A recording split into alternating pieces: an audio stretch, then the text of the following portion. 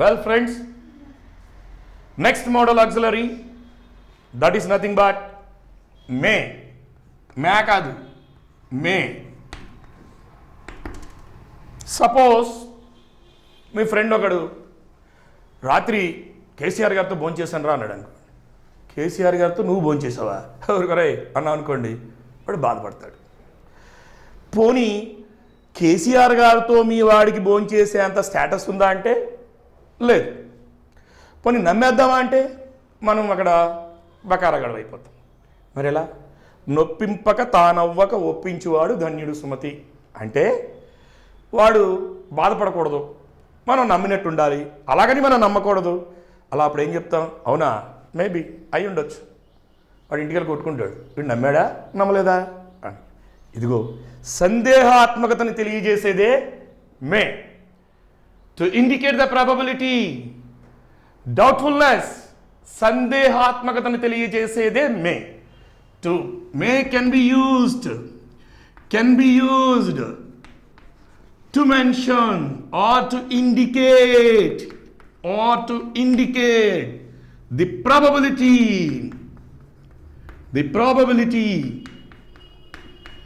సాధ్యాసాధ్యాలను తెలిపేదే can may. It may rain now. వర్షాలు చూస్తే అరే క్లైమేట్ బాగుంది, ఇట్ మే రెయిన్, వర్షం రావచ్చు. సందేహాత్మకతను తెలియచేయునది. Example, it may rain now.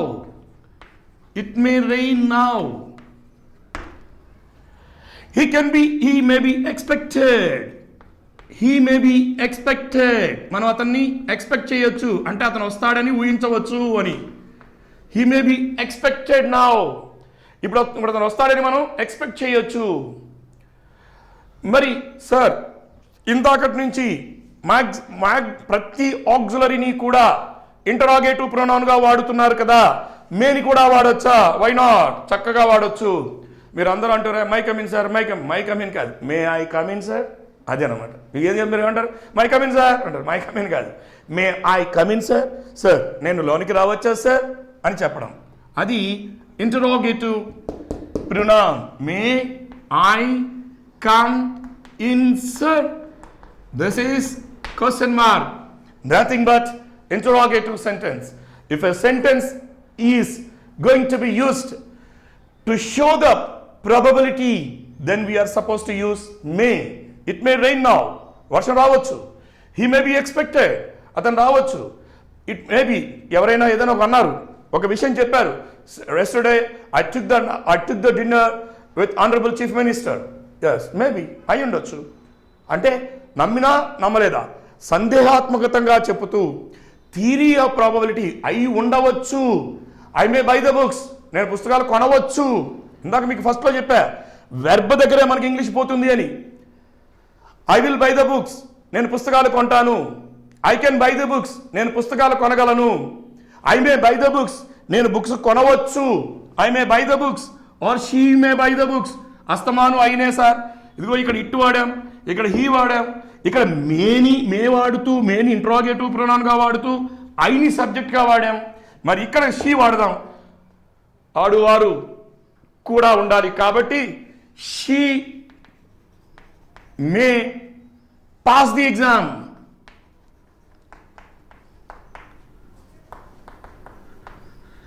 She may pass the exam. May అంటే సందేహాత్మకత. నువ్వు ఒప్పుకున్నట్ట గోడ మీద పిల్లి వాటం అన్నమాట. అటైనా దొక్కచ్చు, ఇటైనా దొక్కచ్చు, జరగచ్చు, వచ్చు అని చెప్పడమే నా ఉద్దేశం. They may buy the books, they may by the books, వారు పుస్తకములను కొనవచ్చు. సందేహాత్మకత. ఈ విధంగా సందేహాత్మకతను తెలియచేయడం కోసం మే అనేటువంటి సబ్జెక్ట్ని మనం వాడతాం అన్నమాట. మే అనేటువంటి ఆక్సిలరీని వాడతాం. మరి దీని యొక్క పాస్ట్ ఫామ్ ఉంది, అదేంటది?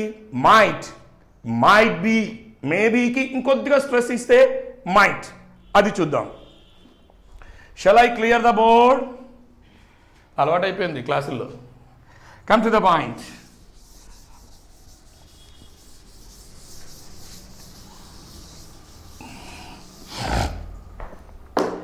Now let us see might M-I-G-H-T, M-I-G-H-T, might, can be used as past form of may and in other situations also. Example, he declared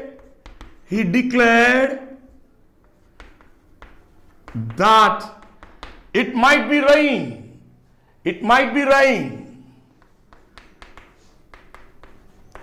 Or he declared that he might be expected.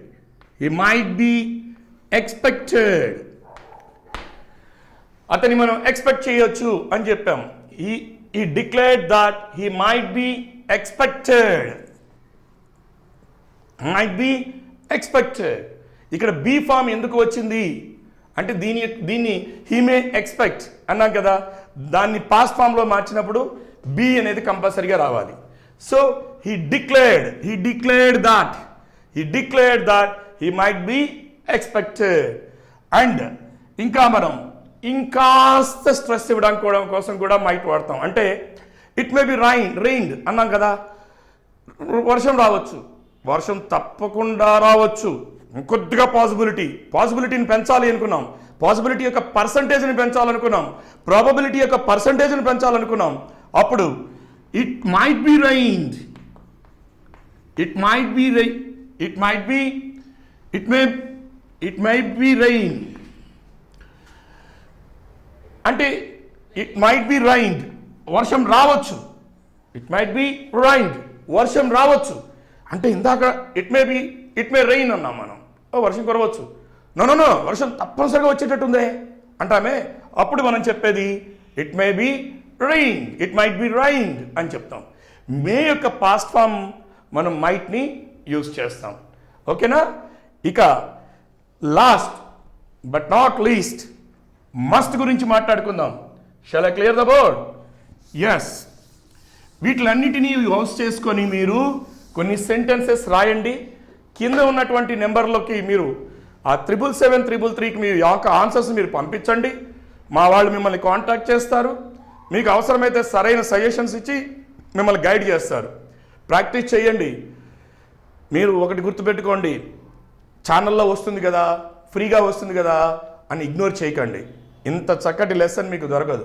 దురదృష్టం ఏంటంటే దేనికైనా మనం pay చేస్తేనే value ఇస్తారు. మీరు అలా pay చేయకుండా ఫ్రీగా వచ్చిందంటే దాన్ని లెక్క చేయరు. అదే మనకున్న దరిద్ర సైకాలజీ. ఒక మంచి ఛానల్ మిమ్మల్ని ఇనిషియేట్ చేసుకుని మీకు ఇంగ్లీష్ చెప్పాలని ఒక కృత నిశ్చయంతో ఉన్నప్పుడు దాన్ని యూజ్ చేసుకోండి. అదే అలా కాకుండా స్పోకెన్ ఇంగ్లీష్ నెలలో నేర్చుకోండి, 10,000 రూపాయలు కట్టండి అంటే మీరు 10,000 రూపాయలు కట్టేసి అయ్యో 10,000 కట్టేం కాబట్టి వెళదాం అనే టైప్లో ఉండకండి. ఇంగ్లీష్ నేర్చుకోవాలనే ఒక ఇంటెన్షన్ తోటి ఉండండి.